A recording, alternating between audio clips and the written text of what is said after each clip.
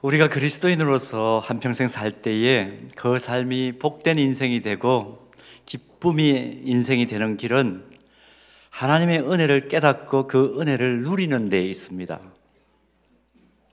하나님의 은혜를 깨닫지 못하고 누리지 못하는 삶은 생수의 근원으로부터 단절된 우물과 같습니다. 성경은 때때로 이걸 언어적으로 이렇게 표현하기도 합니다. 물이 가두어지지 않으면 터진 웅덩이다, 그렇게 표현하기도 합니다. 밑바닥 빠진 독을 한번 생각해 보십시오.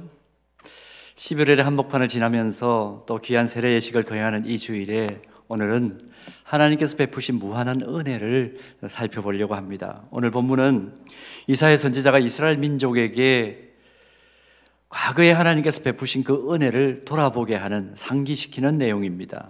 내용을 한마디로 정리하면 하나님께서 구원자가 되셔서, 우리의 구원자가 되셔서 우리를 구원해 주셨다, 그거 은혜다, 그 말씀을 하고 있습니다.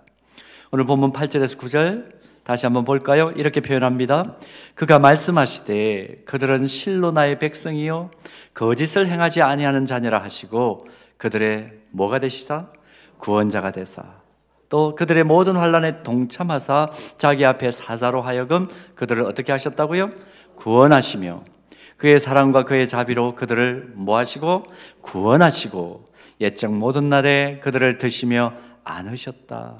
하나님이 이스라엘 백성들의 구원자 되셨다는 놀라운 사실을 3번이나 반복해서 강조를 하고 있습니다. 그런데 이 말씀을 깊이 묵상해 보면 오늘을 사는 영적 이스라엘 백성된 우리에게도 동일하게 하나님은 구원자이신 하나님이십니다. 우리에게 동일하게 구원의 은혜를 베푸셨습니다. 그래서 오늘 본문을 토대로 구원자이신 하나님께서 어떤 구원의 은혜를 우리에게 베푸셨는가를 한번 살펴보도록 하겠습니다. 첫 번째로, 우리를 하나님 자녀 삼아주신 영혼 구원의 은혜를 하나님께서 베풀어 주셨어요. 영혼 구원의 은혜. 본문 8절 말씀 보면 하나님께서 이렇게 선언해 주십니다. 그들은 실로 나의 백성이요 거짓을 행하지 아니하는 자녀라 하시고. 우리를 뭐로 규정했습니까? 나의 백성이요 거짓을 행하지 아니하는 자녀라. 하나님께서 그렇게 인정해 주셨습니다. 그런데 우리의 삶을 보십시오. 틈만 나면 우리는 어때요? 죄지을 궁리만 하는 죄성을 가진 존재입니다. 어떻게 우리가 하나님의 자녀가 되고 하나님의 백성이 될 수 있겠습니까? 아무리 생각해도 도무지 가능성이 없습니다. 그런데 하나님께서 아무런 구원의 여망이 없는 나를 하나님의 백성 삼으시고, 참 이 말이 인상적입니다. 거짓말을 행하지 않는 자녀라. 밥만 먹으면 거짓말 하는데 거짓말을 행하지 않는 자녀라, 그렇게 인정하시는 은혜를 베푸셨다는 것입니다. 이사야 선지자는 오늘 본문보다 조금 앞에 있는 이사야 43장 1절에서는 하나님께서 주도적으로 베푸신 이 은혜의 사건을 이렇게 선포해 줍니다. 이사야 43장 1절, 야곱아 너를 창조하신 여호와께서 지금 말씀하시느니라. 이스라엘아 너를 지으신 이가 말씀하시느니라. 우리 함께 읽을까요? 너는 두려워하지 말라. 내가 너를 구속하였고 내가 너를 지명하여 불렀나니 너는 내 것이라. 은혜입니다. 은혜입니다. 하나님께서 직접 지명하시고 직접 부르신 그 은혜 때문에 실제적으로 죄의 성향으로 똘똘 뭉쳐진 내가, 입만 벌리면 거짓을 말하는 내가 하나님의 백성이 되고 초월자이신 하나님과 친밀하게 소통하고 교제할 수 있는 하나님 자녀가 되었다는 것입니다. 은혜입니다. 제가 중고등학교를 다닐 때는 요즘처럼 두발 자유화가 되지 않았습니다. 그래서 머리를 다 빡빡 밀고 학교를 다녀야 했는데요, 아마 그런 기억들을 가지고 계신 분들 많으실 겁니다.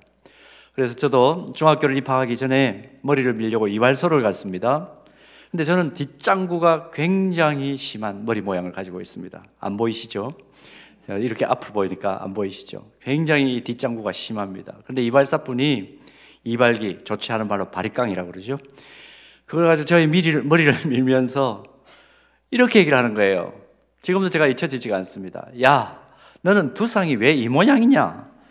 바리깡이 잘 안 나간다. 네가 중되면 이발사들 진짜 고생하겠다. 그렇게 얘기를 하시는 거예요. 그때 제 마음속으로 나는 중은 안 돼야 되겠다. 그리고 신학 공부를 하고 목사가 된 거죠. 여러분 가만히 생각해 보면 그 이발사의 말이 저에게 큰 은혜였어요. 하나님의 섭리였던 것 같아요. 그때 이발사가 야, 너 두상 보니까 바리깡도 시원하게 잘 나가고 중하면 딱 어울리는 머리다. 만약에 그 말을 제가 들었다면 인생 선택의 과정에서 얼마나 많은 갈등을 했을까. 뭐가 잘 안 되고 뭐가 길이 막히고 그러면 중이나 될까. 머리도 잘 깎인다는데 아마 그 생각하지 않았을까요? 말 한마디가 한 사람의 인생을 바꾼다는 거죠. 그때 말 한마디 제가 잘못 들었다면 오늘 이렇게 예배의 자리에서 함께 우리가 만날 수 있었을까요? 하여튼 지나놓고 보니까 모든 게 은혜예요. 모든 게 은혜예요. 그런 이발사까지 저를 목회자 되게 도와주셨더라고요. 내가 예수님을 나의 주 나의 하나님으로 고백하는 거, 구원받았다는 거, 예수 믿는 가정에서 태어나서 그래도 교회의 흐름을 남들보다 좀 민감하게 알 수 있게 됐다는 거, 하나님의 자녀가 되고 영생의 기쁨을 누린다는 거. 여러분, 복음의 능력을 깨닫고 복음을 위해 사는 것 자체가 신비한 은혜입니다. 여러분은 어떠신지요? 과거에 생긴 교회에서 한 청년 지체가 저에게 이런 질문을 했어요. 목사님, 신앙생활 하면서 늘 궁금한 것 한 가지 있습니다. 뭔데? 그랬더니 하고 많은 사람들 가운데 왜 전지전능하신 예수님께서 모든 걸 다 아셨을 텐데 하필이면 가룟 유다처럼 자기를 배반할 그런 사람을 제자로 삼으셨을까요? 뭐라고 제가 대답을 했겠습니까? 이렇게 대답했습니다. 솔직히 나도 그게 잘 이해가 안 된다. 천국 가서 예수님 만나보면 나도 물어보고 싶다. 근데 사실 그것보다 더 궁금하고 이해가 안 되는 것이 한 가지 있는데, 왜 예수님께서 나 같은 죄인을 버리지 아니하시고 구원해 주셨을까? 그걸 나는 잘 모르겠다. 조금 역설적인 질문형 대답이 있죠. 근데 그 질문을 했던 청년이 지금 목회자가 되어 있습니다. 가만히 생각해 보면 여러분, 가룟 유다가 문제가 아닙니다. 생각하면 생각할수록 가룟 유다보다 더 못한 나 같은 죄인을 하나님께서 버리지 않으시고 나를 전인격적으로 만나주시고 구원해 주셨다. 은혜 아닙니까? 내밀하게 나의 삶을 보면 내가 가룟 유다보다 좀 나은 구석이 있습니까? 사실 한꺼풀만 벗겨 들어가 보면 가룟 유다보다 좀 나아요? 나은 것 전혀 없습니다. 비난할 자격이 없습니다. 그런데 그런 우리를 구원받게 하시고 수많은 세상의 유혹 속에서도 우는 사자같이 달겨드는 이 사탄의 공격 앞에서도 하나님을 향해 기도하고 예배 드리는 사람이 되게 해 주셨다는 것, 복음을 위해 사는 사람이 되게 해 주셨다는 것, 하나님 나라를 위해서 헌신하는 사람이 되게 했다는 것, 이것이 신비요 은혜가 아닙니까? 언제인지는 모르지만 하나님께서 나를 지명하시고 나를 부르셔서 생명책에 그 이름을 기록해 주셨다. 은혜 아닙니까? 이 구원의 은혜를 우리가 제대로 깨닫고만 있다면, 이 구원의 기쁨과 구원의 감격이 내 안에 늘 충만하다면 이 세상을 살아가는 삶의 태도가 달라질 수밖에 없습니다. 그래서 바울은 자신에게 일어난 이 구원의 은혜를 로마서 5장 8절에서 이렇게 표현하죠. 우리 다 같이 한번 봉독합니다. 다 같이요. 우리가 아직 죄인 되었을 때에 그리스도께서 우리를 위하여 죽으심으로 하나님께서 우리에 대한 자기의 사랑을 확정하셨느니라. 아마 넘치는 감격을 가지고 외쳤을 거예요. 내가 내 의지와 판단으로 하나님을 선택한 것이 아니라 하나님께서 그 큰 사랑으로 나를 택하시고 그래서 나 같은 존재가 하나님의 자녀가 되었다는 이 놀라운 은혜의 깊이와 넓이를 날마다 깨닫고 날마다 느끼고 있다는 말입니다. 일상생활 속에서 여러분, 그런 의미에서 내가 진정한 하나님의 자녀인가 아닌가를 구분할 수 있는 아주 간단한 기준점이 있어요. 시금석이라고 얘기하기도 하죠. 뭘까요? 날마다 하나님께서 나 같은 것을 구원해 주셨다는 구원의 감격이 내 안에 있는가 점검해 보십시오. 그리고 이 구원의 감격과 영생의 기쁨이 나에게 주어졌다는 그 기쁨을 주체할 수가 없어서 나 혼자 품고 감당하기에 너무 황홀하고 가슴 벅차서 주변의 사람들에게 자꾸만 자랑하고 싶고 전하고 싶어 하는가? 점검해 보세요. 그리스도인이 받는 모든 은혜는 바로 여기에서부터 출발하는 것입니다. 구원자이신 하나님께서 베푸신 영혼 구원의 은혜, 나에게 날마다 샘솟던 넘치는가? 그것이 바로 내가 은혜의 사람인가 아닌가를 구별해낼 수 있는 중요한 기준점입니다. 간절히 바라기는 서연 공동체에 소속되어 있는 귀한 믿음의 가족들은 날마다 나 같은 것을 하나님께서 구원해 주셨다, 그 감격과 그 가슴 벅참으로 하나님 나라와 복음을 위하여, 또 주님이 머리이신 이 교회를 위하여, 또 사랑하는 지체들을 위하여 마음을 다해 헌신하고, 아직까지 그리스도를 모르고 복음을 모르는 이들을 위하여 날마다 자신을 드리는 귀한 하나님의 자녀, 진짜 찐 하나님의 자녀들 되기를 주님의 이름으로 축복합니다. 자, 그런가 하면 두 번째는, 구원자이신 하나님께서 우리에게 베풀어 주신 두 번째 은혜는 모든 상황 속에 함께 하시는 일상구원의 은혜입니다. 일상구원의 은혜. 하나님께서는 우리의 영혼 구원만이 아니라 우리가 살아가는 모든 일상생활 속에서도 구원자 되십니다. 믿습니까? 본문 9절 다시 한번 보십시오. 우리 같이 봉독합니다. 그들의 모든 환난에 동참하사 자기 앞에 사자로 하여금 그들을 구원하시며 그의 사랑과 그의 자비로 그들을 구원하시고 옛적 모든 날에 그들을 드시며 안으셨으나. 여기에 보면 구원자이신 하나님의 구원하시는 구체적인 행동 세 가지가 묘사되어 있습니다. 아주 중요한 표현인데요, 동참하사, 내 삶 속에 함께 하사, 그런 의미입니다. 그리고 드시며 안으셨다. 구원자이신 하나님께서 나의 삶에 함께 하셔서 구원하시고, 내가 진 짐을 들어 올려주셔서 구원하시고, 안아주심으로 구원하셨다, 그렇게 표현하고 있습니다. 동참하셨다, 고통받는 자리에까지 함께 하셨다는 것을 의미하죠. 드시며 무거운 짐을 대신 짊어지셔서 우리의 짐을 가볍게 해주셨다, 그 의미입니다. 또 안으시며 힘든 상황을 끝까지 함께 감당한다는 의미를 가지고 있는 그런 단어입니다. 세 가지 표현을 종합하면 결국 이렇게 정리할 수 있겠습니다. 우리의 구원자 하나님은 하나님의 자녀들이 고통받고 환난당하는 그 상황, 그 자리에 고난받기 위해서 친히 함께 하시고 그 짐을 끝까지 대신 져주시는 하나님이시다, 그 말입니다. 하나님께서는 이 놀라운 은혜의 사실을 우리가 절대 잊어버리지 않도록 상징을 우리에게 허락해 주셨죠. 골고다 언덕에 하나님 자신의 아들이신 주님이 매달리신 십자가를 세워 주셨습니다. 그래서 선지자 이사야는 하나님의 아들이신 예수님이 십자가에 달려 죽으심으로 일어난 은혜의 실제를 이사야 53장 8절에서 이렇게 기록합니다. 그가 찔림은 우리의 허물 때문이요, 그가 상함은 우리의 죄악 때문이라. 그가 징계를 받음으로 우리는 평화를 누리고 그가 채찍에 맞음으로 우리는 나음을 입었도다. 이 말씀을 새한글 성경이 기가 막히게 번역을 하고 있습니다. 한번 보십시오. 운율 그대로 지금 띄워놓은 겁니다. 우리 한번 운율을 살려서 같이 한번 읽어볼까요? 다 같이 봉독합니다. 그러나 그분은 꿰뚫렸습니다. 우리의 범죄 때문에. 산산이 부서졌습니다. 우리의 잘못 때문에. 우리에게 평화를 가져다 주는 징계가 그분에게 떨어졌습니다. 그분의 상처 덕분에 우리가 낫게 되었습니다.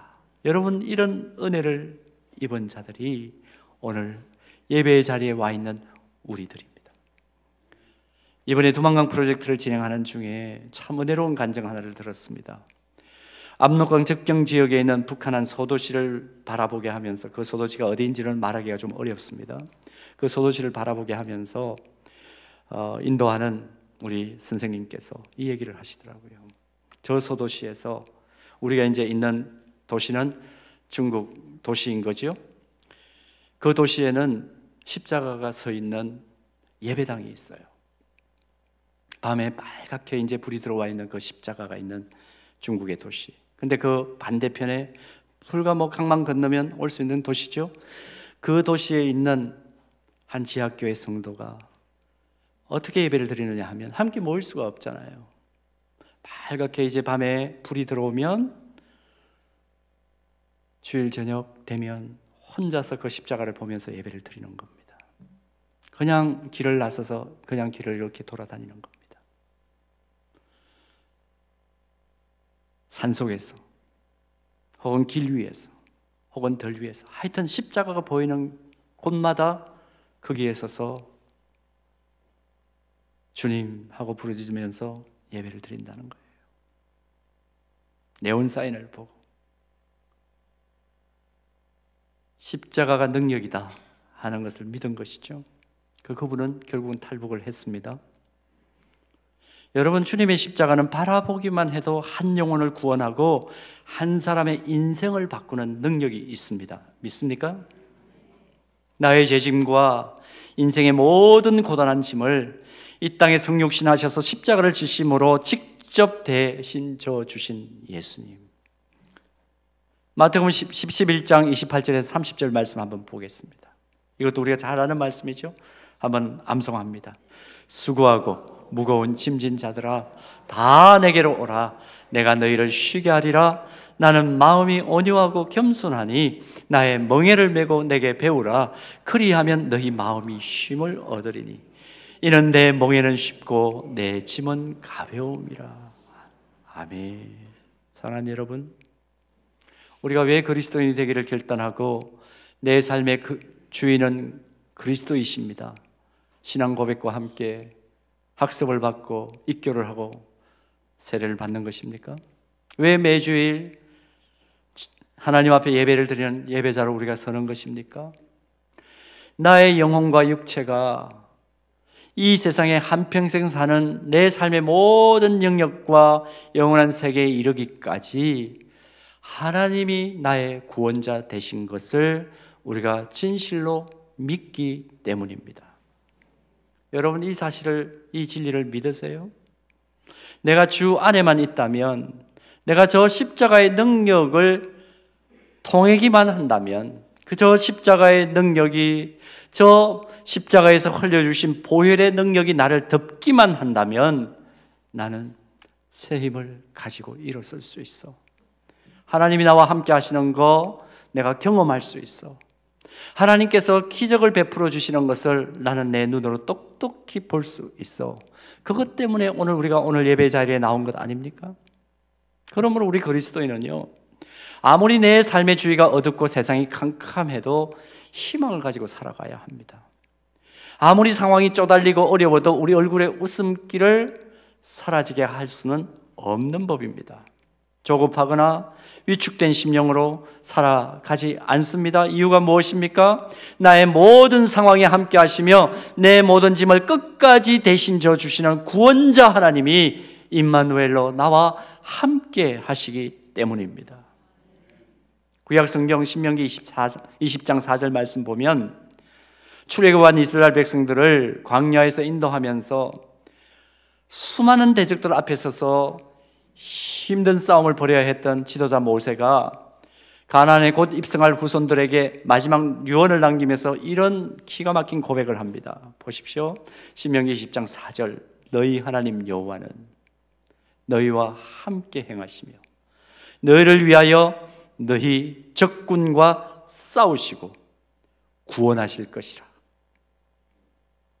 이 말씀에는 과거의 수많은 대적들과의 전쟁에서도 모세 자신이 두려워하지 않았고 또 현재와 미래에도 하나님의 택한 백성인 이스라엘 백성들이 두려워하지 않고 살아가야 할 이유를 정리해 놓은 그런 말씀입니다. 세 가지로 정리되어 있습니다. 다시 한번 말씀을 떼어보십시오. 첫째는 하나님께서 우리와 함께 행하시기 때문이다. 두려워하지 말라.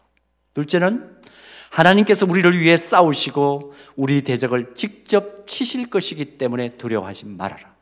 마지막은 무엇입니까? 하나님께서 궁극적으로 우리를 구원하시기 때문에 두려워하지 말아라. 오늘 우리도 전쟁터와 같은 세상 속에서 살아갑니다. 우리의 삶에도 그대로 적용될 수 있는 영적인 원리가 아닐까요? 아니, 그대로 적용되어야 할 영적인 원리입니다. 하나님께서 직접 싸우신다. 마침내 구원하신다. 함께 하신다. 이 놀라운 진리를 알고 살아가는 사람들과 이 원리를 모르고 살아가는 사람들의 삶의 종착점은 어떻게 될까요? 완전히 다를 것입니다. 우리는 이 진리를 깨닫고 살아가는 사람들이에요. 어린 자녀들과 어디를 가면 얼마 걷지 않았는데 아이들이 엄마 아빠 힘들어하고 주저앉을 때가 있죠. 그때 엄마 아빠들이 어떻게 합니까? 달래기도 하고 얼르기도 하죠. 근데 해도 안 되고 그냥 주저앉아 있습니다. 진짜 엄마는 어떻게 합니까? 몰라, 너 알아서 해. 그러고 가버리고 다시는 그 아이하고 만나지 않습니까? 야, 나도 힘들어. 그렇게 푸념이 나오지만 절대로 그냥 내버려 두고 가는 사람은 없습니다. 진짜 부모는 그렇게 하지 않습니다. 누구도 그런 엄마 아빠는 없죠. 안고 가지요. 힘들어도 업고 가지요. 그런데 놀랍게도 오늘 본문을 보면 하나님께서 우리를 그렇게 대해 주신다는 것입니다. 사랑하는 여러분, 한번 여쭙겠습니다. 오늘 왜 이 예배의 자리에 나오셨습니까?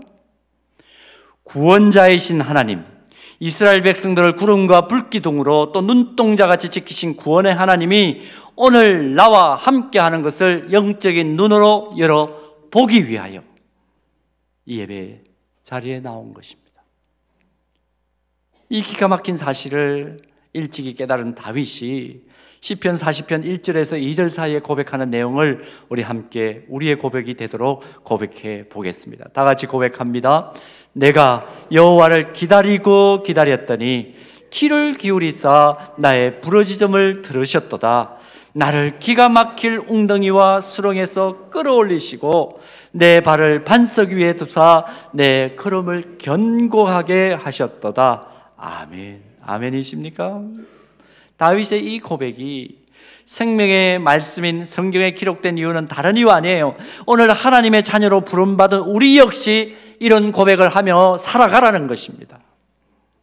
예수님을 분명히 믿는다고 고백하고 예배도 드리고 기도도 나름 하는 사람인데 참 비참한 인생, 불쌍한 인생을 사는, 비굴한 인생을 사는 그리스도인들이 있어요. 어떤 그리스도인들입니까? 구원자이신 하나님을 모시고도 하나님 없이 자기 혼자서 사는 겁니다. 그 인생 얼마나 부박한 인생인지 모릅니다. 우리 삶의 궁극적인 구원자이신 하나님을 믿기는 믿어도 제대로 믿지 않고 사는 인생만큼 초라한 인생 없습니다. 불쌍한 인생 없습니다. 여러분, 그런 인생을 살기를 원하십니까? 아니죠. 그러므로 다시 한번 우리 마음판에 새기십시다. 우리는 이 세상에서 가장 복받은 인생이다. 힘들어요. 여러 가지 정돈되지 않은 복잡한 문제들이 있어요. 그러나 궁극적인 구원자이신 하나님께서 나를 붙드실 것이다. 견고한 반석 위에 세우실 것이다. 그런 의미에서 우리는 세상에서 가장 큰 복을 받은 사람들. 갑자기 돈벼락을 맞고 없었던 안락한 집이 갑자기 생겨지고 하늘에서 배도 고픈데 산화진미가 가득 쌓인 그런 밥상이 뚝 떨어지고 우리 앞길에 갑자기 탄탄대로가 열리기 때문에 그것 때문에 우리가 행복한 사람 아닙니다. 복받은 사람 아닙니다. 그럼 왜 우리가 복받은 사람입니까? 세상에서 가장 큰 복을 받은 사람이라고 우리가 왜 자신 있게 얘기할 수 있고 당당하게 얘기할 수 있습니까? 바로 인간의 생사화복과 만물을 영원부터 영원까지 주권적으로 섭리하시고 통치하시는 구원자 하나님께서 항상 나와 함께 하시기 때문입니다. 내가 호흡을 하는 단 한순간도 놓치지 않으시고 함께 하시는 하나님. 그러므로 우리는 세상에서 가장 큰 복을 받은 사람이라 능히 말할 수 있죠. 자, 여러분 옆에 분들에게 자존감을 가지고 한번 인사 나눌까요? 나는 세상에서 가장 큰 복을 받은 사람입니다. 옆에 있는 분도 그렇죠? 이렇게 표현합시다. 당신은 세상에서 가장 큰 복을 받은 사람입니다. 당신은 세상에서 가장 큰 복을 받은 사람입니다. 얘기해서 내가 우리 모두는 어떤 사람이에요? 우리는 세상에서 가장 큰 복을 받은 사람입니다. 한번 외칩시다. 우리는 세상에서 가장 큰 복을 받은 사람입니다. 아멘. 우리의 가장 큰 복을 주신 하나님께 영광의 박수 한번 올려드릴까요? 구원자이신 하나님이 나와 함께 하신다. 우리와 함께 하신다. 하나님이 함께 하시면 놀라운 일이 내 삶에 벌어질 수밖에 없습니다. 기적이 일어날 수밖에 없습니다. 그렇기 때문에 우리는 구원자 하나님을 예배하고 구원자 하나님을 향해 기도하는 것입니다. 근데 한 가지 사실을 기억하셔야 돼요. 어떤 그리스도인에게는 이 놀라운 사실이 확인되면서 연속적으로 하나님이 베풀어 주시는 기적을 경험하는 그리스도인이 있습니다. 근데 어떤 그리스도인에게는 아무 일도 일어나지 않아요. 이유가 무엇일까요? 똑같이 예배드리고 똑같이 기도하는 것 같은데 왜 이런 차이가 있을까? 하나님께 문제가 있는 것일까요? 아니요. 나에게 이유가 있습니다. 엎어진 바가지이기 때문에 그래요. 아무리 폭우가 쏟아져도 바가지가 엎어져 있으면 빗물이 당기지 않습니다. 하나님이 베푸시는 이 놀라운 은혜를 경험하려면 하나님의 약속을 전적으로 믿고 사는 것이 필요합니다. 이것을 간단하게 표현하면 믿음으로 바로 서는 것입니다. 믿음으로 바로 서는 것. 엎어진 바가지가 아니라 믿음으로 바로 선 바가지가 되는 것입니다. 그때 구원자인 하나님께서 베푸시는 기적과 은혜의 특수를 경험할 수 있습니다. 여러분, 그런 의미에서 믿음으로 바로 서기 위하여 교회가 나누려고 하는 말씀에 귀를 기울이세요. 교회가 하나님의 영광을 위하여 함께 동력하자고 하는 그 일에 동참해 보세요. 복음을 위하여 우리 함께 땀을 좀 흘려보십시다 하는 일에 자신을 들여보세요. 혹시 하나님께서 풍성한 물질을 주셨나요? 헌금 드려보세요. 하나님께서 어떻게 역사하시나 한번 기대함으로 드려보시기를 바랍니다. 믿음으로 바로 서는 것. 그래서 구원자이신 하나님이 우리에게 행하시는 그 기적과 특별한 은혜를 날마다 그 강도가 더해지고 깊이가 더해지고 그 지경이 점점점 확장되는 은혜를 마음껏 누리는 세상에서 가장 복된 인생을 사는 하나님의 자녀들 되기를 주님의 이름으로 축원합니다.